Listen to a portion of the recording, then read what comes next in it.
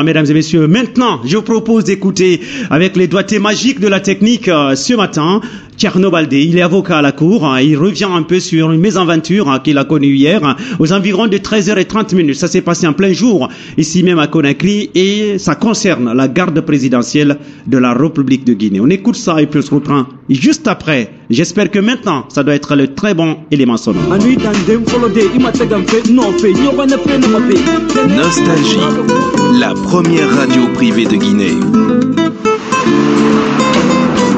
Eh bien, monsieur Thierno, bonjour. Bonjour à vous, bonjour à tous vos auditeurs. On a appris que vous avez eu une mésaventure hier avec la garde présidentielle de la République de Guinée. Qu'est-ce qui s'est passé? Effectivement, hier, aux alentours de 13h45, je venais au niveau de la Banque centrale. J'allais au niveau de la cour d'appel de Conakry. Vous savez, il y a la route qui longe le ministère de la fonction publique. Je suis venu au niveau de la rentrée à pied. Les gardes qui étaient sur place, je les ai salués, je suis passé sans aucun problème.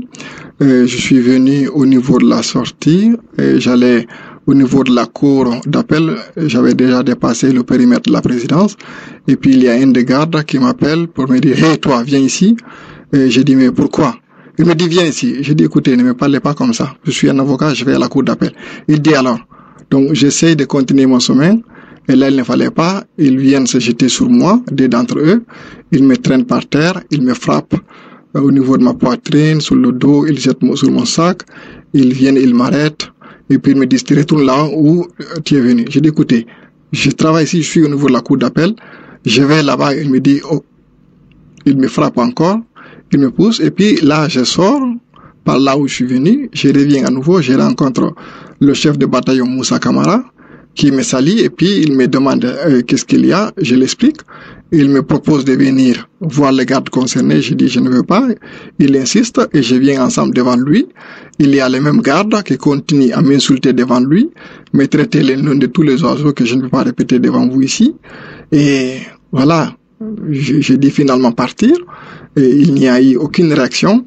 Donc, j'ai décidé de porter une plainte ce matin au niveau du tribunal de Kaloum et de me constituer partie civile et demander à ce qu'il y ait justice puisque c'est pas la première fois que je suis victime de bastonnade. Vous dites que ce n'est pas la première fois que vous êtes victime de bastonnade, mais avec les gardes, parce que vous-même vous l'avez dit que ces gardes vous ont reconnu, est-ce qu'il y avait un précédent entre vous et ces gardes de la présidence? Pas nécessairement les gardes en question, mais vous savez très bien, lorsqu'il y a eu le commandant du Bata qui avait molesté à l'époque le juge Molla Chouma, j'étais un des avocats de la partie civile. Je l'avais défendu devant le tribunal de première instance de Dixine. Donc, ils me connaissent tous parfaitement très bien. Et je ne comprends pas pour quel motif il s'en prend à moi alors qu'il n'y a même pas eu un mot entre nous. Et comme je vous ai dit, j'étais déjà au niveau de la rentrée de la cour d'appel de Conakry. Et je me suis présenté. Je ne vois pas pour quel motif ils vont s'en prendre à moi, me traiter heureusement. Je me suis laissé aller, ils m'ont frappé jusqu'à ce qu'ils s'arrêtent. Maître, d'habitude, il y a une aide de sécurité quand vous vous dirigez sur cette ruelle-là. Est-ce que cette aide de sécurité était visible? Non, il y a juste en fait la barre qui est là-bas, mais vous savez, au niveau des piétons, les gens passent, même au niveau de la présidence, vous savez, il y a un service qui est au niveau de l'annexe, et les gens viennent librement. Quand vous avez besoin d'un service, il y a des va-et-vient. Pas plus tard que le vendredi pour la prière, nous sommes passés par le même chemin pour aller faire la prière au niveau du ministère de la fonction publique. Donc, c'est pas la première fois. À chaque fois, nous les avocats, quand nous nous déplaçons pour aller de l'autre côté, et même pas les civils, comme je vous ai dit, il y avait des civils devant moi et puis d'autres civils derrière moi. Je n'étais pas seul. Il y avait d'autres personnes, mais même si vous allez vous arrêter là-bas, vous verrez, il y a des gens qui marchent là-bas librement, il n'y a vraiment aucun problème. Et une fois de plus, je me suis identifié et puis je ne vois pas pour quel motif ils s'en prendraient à moi. Mais tout ça, je pense, c'est vraiment l'impunité. Puisque si effectivement il savait qu'en mettant la main sur moi, il allait répondre devant la loi, je pense pas qu'il l'aurait fait. Mais pour une fois de plus, je vais déposer ma plainte et j'espère que cette fois-ci, il y aura vraiment une action qui soit prise.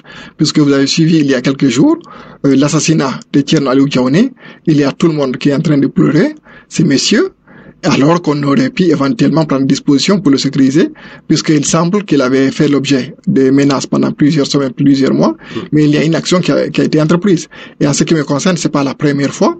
Il y a beaucoup d'altercations. Je suis victime de plusieurs harcèlements, des fois des molestages, mais je n'aime pas nécessairement amener ça dans la place publique. Mais pourquoi c'est vous? Parce que vous dites que vous êtes victime de bastonnade, d'harcèlement, le plus souvent par les forces de l'ordre. Pourquoi on s'attaque à vous, Maître Tcherno, on ne s'attaque pas à d'autres? On s'attaque pour une simple raison. Vous savez, moi je suis un activiste des droits de l'homme. La plupart des gens qui sont arrêtés en marge des manifestations, je les défends au niveau des tribunaux. Et puis au-delà, comme je vous ai dit, vous avez suivi lorsque le juge Moulay Souma à l'époque avait été molesté, et nous sommes venus le défendre, je suis venu le défendre. Et au-delà... Défendre le juge. Défendre le juge, mais au-delà aussi, comme vous savez, je participe au niveau des médias pour essayer de promouvoir la démocratie et l'état de droit en Guinée. On dénonce vraiment toutes les pratiques qui ne sont pas conformes à l'état de droit, mais nous les faisons d'une manière objective. Notre idée, c'est de faire évoluer justement l'application de la loi conformément à la Constitution dans notre pays, mais au-delà, nous n'avons absolument rien du tout contre quiconque. Mon objectif, c'est vraiment d'apporter ma modeste contribution au niveau de l'évolution de la démocratie et l'état de droit dans mon pays.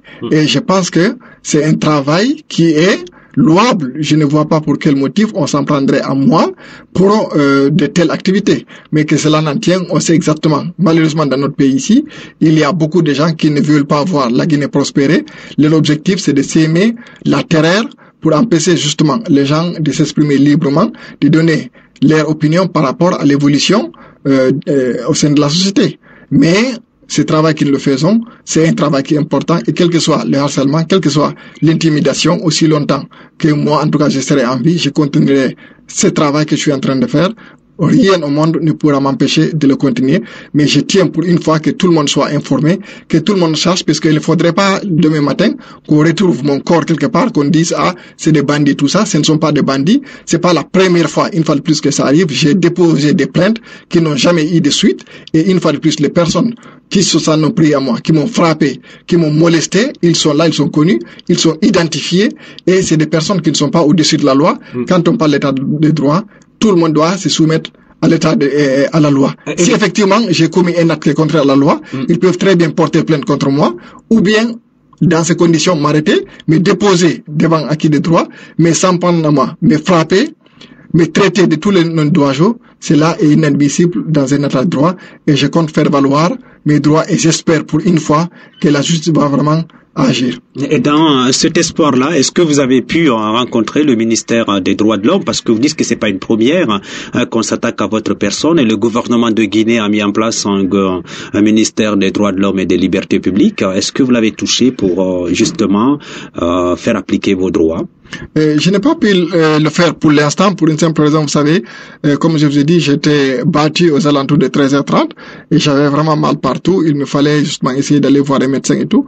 Mais ce matin, après notre entretien, je vais aller déposer une lettre au niveau justement du ministère chargé des droits de l'homme et des libertés publiques, mais au-delà aussi informer le barreau, en tout cas informer toutes les organisations des droits de l'homme et toutes les organisations de médias, que tout le monde réalise vraiment. Je ne dis pas en fait que demain matin, on ne va pas trouver mon corps quelque part, mais qu'on sache exactement qui sont responsables dans ces conditions de ma mort, qui sont derrière tout ça, que ces personnes-là soient identifiées. Si vous parlez de la sorte d'une mort et de la découverte d'un corps sans vie, est-ce que vous accusez, ou bien ce sont des menaces qui ont été proférées par les gardes qui vous ont battu hier aux environs de 13h? Est-ce qu'ils vous ont menacé de vous liquider physiquement? Mais regardez, lorsque les gens s'en prennent à vous physiquement, si j'avais résisté, c'est des gens qui ont des armes.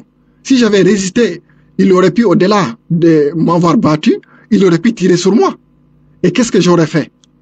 Donc, une fois de plus, c'est pas la dernière fois.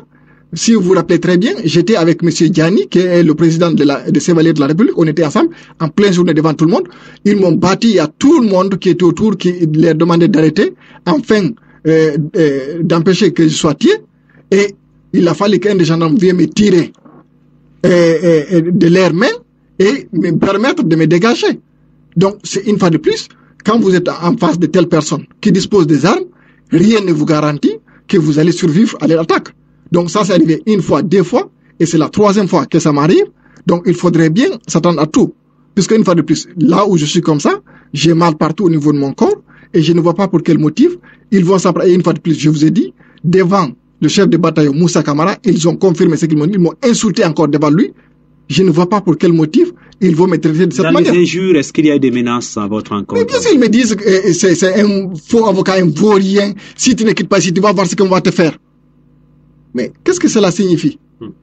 En tant que citoyen de ce pays, je pense que je jouis toutes mes libertés. Je ne vois pas pour quel motif les gens vont s'en prendre à moi. Et dans ces conditions, je suis tenu aussi de réagir, de donner mon opinion. Et vous savez, en le faisant devant ces gens-là, ils disposent des armes, ils peuvent tirer sur vous. Donc, on peut s'attendre à tout. C'est important que tout le monde sache exactement, quand on arrive à une telle situation, qui est derrière, et une fois de plus, ces personnes, ils sont là, ils sont identifiés. Donc, on ne voit pas, quand on dit au niveau de l'assassinat de Thierno Aliou Diaouni, on ne sait pas qui est derrière, mais les gens qui m'ont frappé, ils auraient pu me tuer sur place. Ils sont là, ils sont identifiés. Donc, il faudrait que la justice agisse, puisqu'une fois de plus, il n'y a aucune personne qui est au-dessus de la loi. Maître Thierno Baldé, est-ce que vous craignez pour votre vie en ce moment en République de Guinée? Mais regardez, il y a beaucoup de choses qui se passent. Je n'ai pas envie de mettre ça sur la place publique. Mais quand il s'agit de questions d'intimidation, de harcèlement, ça ne finit pas. Mais je sais aussi, dans le cadre du travail que je fais, il faut s'attendre à de telles réactions. Quand on est une activité de droits de l'homme, quand on essaye dans ces pays de dire la vérité, ça ne passe pas au niveau de beaucoup de personnes. Mais c'est le prix aussi qu'il faut payer si on veut justement faire évoluer les choses dans notre pays. Donc c'est un prix dont je suis disposé à payer s'il le faut, mais le travail que je suis en train de faire, je vais continuer à le faire et rien ne m'empêchera de le continuer. Tout ce que je souhaite, que le peuple de Guinée, tout ce qui nous écoute soit informé vraiment, c'est dont je suis victime et si éventuellement les mêmes personnes arrivent à agir de la même manière, quelque chose m'arrive, qu'on sache exactement quelles sont les personnes qui sont derrière tout ça. Bien. Maître Thierno Baldé, merci d'être passé ce matin dans cette émission Face à l'info. Merci à vous et puis une fois de plus, merci à tous vos auditeurs. Merci, portez-vous bien. Merci. Eh bien, c'était à l'instant même Maître Thierno Baldé de l'IRDED, en même temps donc avocat à la cour en Guinée. Il expliquait un peu la mésaventure qu'il a connue hier avec certains membres de la garde présidentielle, ce qui officiait au niveau de 13h45, notamment au niveau de la ruelle qui mène vers la cour d'appel de Conakry. Vous le savez, la présidence et la cour d'appel sont contiguës pour ceux qui nous suivent à l'extérieur de ce pays-là, pour qu'ils sachent un peu pourquoi il y a eu cette altercation derrière. Eh bien, on a tenté depuis de recouper les informations avec la garde présidentielle, éventuellement avoir le chef de bataillon de la cité ici, mais malheureusement, eh bien, pas de répondant à ce niveau-là. C'est un peu dommage, j'ai envie de dire, et ça devient de plus en plus écœurant. Gilbert Saïd Kamano et Marie Amsi, cette situation-là de bastonnade en plein jour, et